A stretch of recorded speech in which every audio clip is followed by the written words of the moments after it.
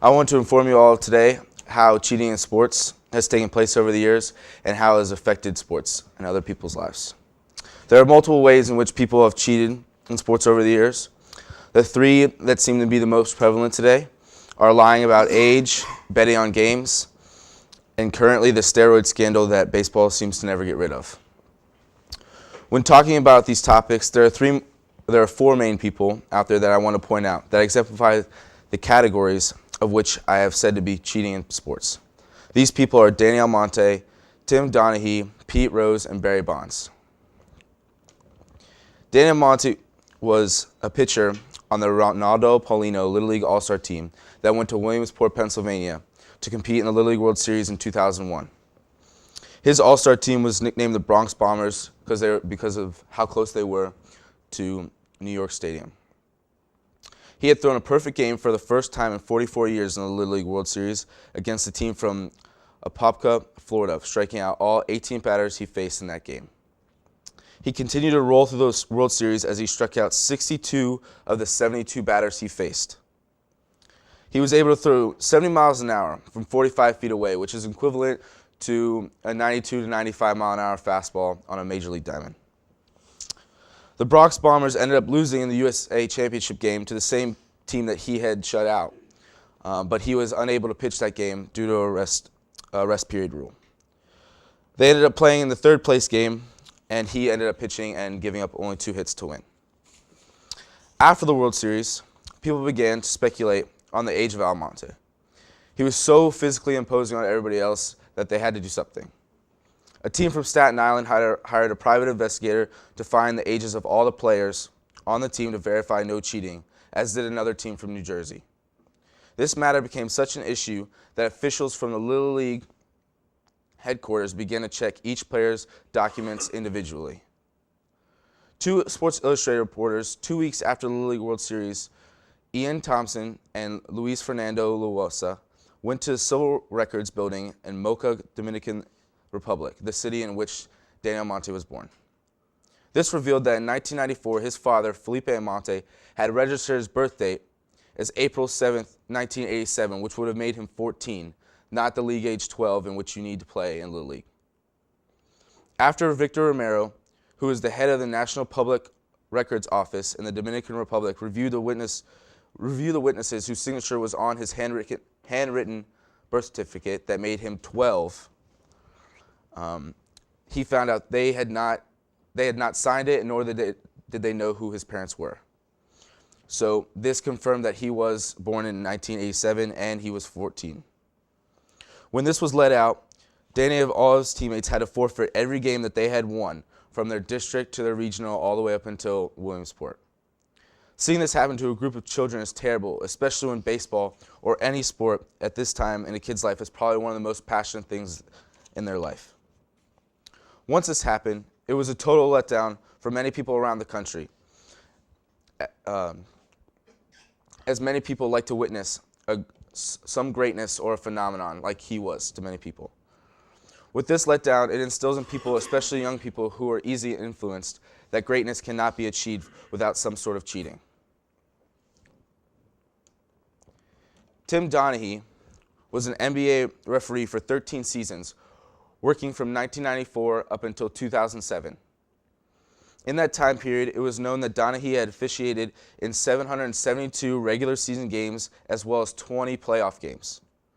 Tim Donaghy was known to have gambling problems, and on July 20, 2007, a New York Post columnist, Murray Weiss, reported that there was an investigation by the FBI into allegations of a referee betting on games to control the point spread.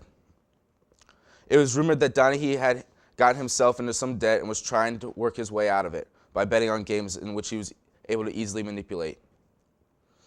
To prove this even further, R.J. Bell, who is a sports gambling expert and the president of the betting information site pregame.com, tracked every game that Donaghy worked from 2003 to 2007.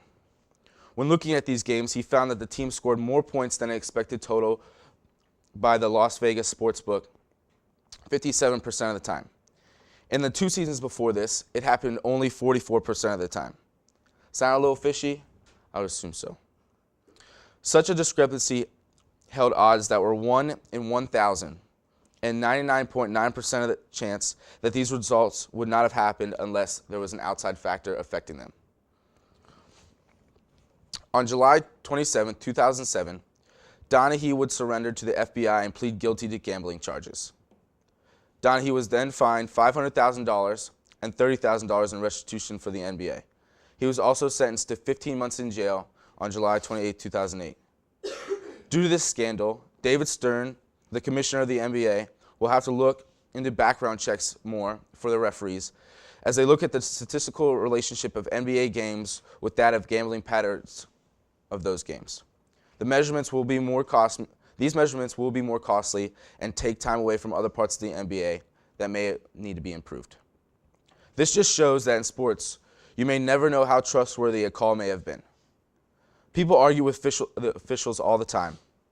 And with this scandal staring us in the face, it seems as though the people arguing may have a valid point. We may not know if they truly believe in a specific call they made, or if they are making it just to skew the results in favor of them or somebody else. We just have to trust that this will not continue to happen.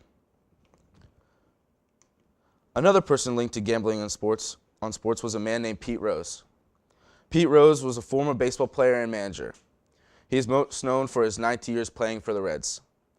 He was a sure thing for the Hall of Fame when he retired, as he had the all-time record for hits, the record for games played, the record for at-bats, and the record for outs. While accumulating those records, he won 3 World Series rings, 3 batting titles, 1 MVP award, 2 Gold Gloves, which is the award for the best defensive player at the position, and the Rookie of the Year award, and also made 17 All-Star appearances. He was known as Charlie Hustle for his scrappy type of play, as he would always run everything out, even if he got walked. After his retirement, and as a coach for the Reds, the team he played for, a story was published on March 21st, 1989, that gave the public the first detailed report that Pete Rose had bet on baseball games. It was said that he had bet on 52 games in which the Reds played during the 1987 season. Each wager was said to be a minimum of $10,000. There was also no evidence that Pete Rose bet against the Reds, but only for them to win. Even if that is true, he was in a position to control some part of the game. He was able to manipulate the games that would go in favor of himself. Either he was able to take guys out so they wouldn't score as many runs, put in guys in so they would score more runs. As a result of these allegations and findings, Pete Rose accepted a permanent ban from baseball and a permanent spot on baseball's ineligible list. This says that Rose can no longer coach baseball or be around baseball, and he is never allowed into the Hall of Fame.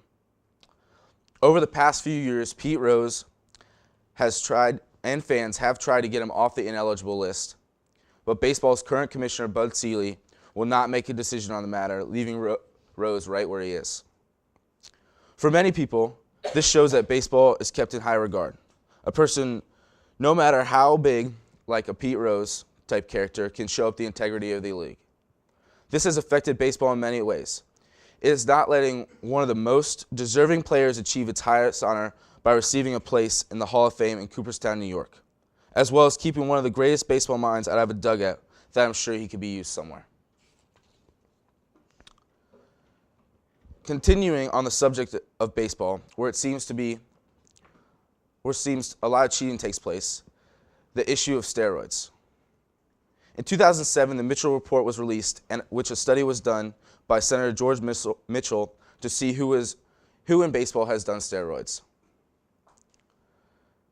This was very controversial when it came out, as it had many great players on its list, such as Roger Clemens and Miguel Tejada. But at the time, it could not be refused because of the mass amounts of confirmed cases already in gaudy numbers these guys were putting up.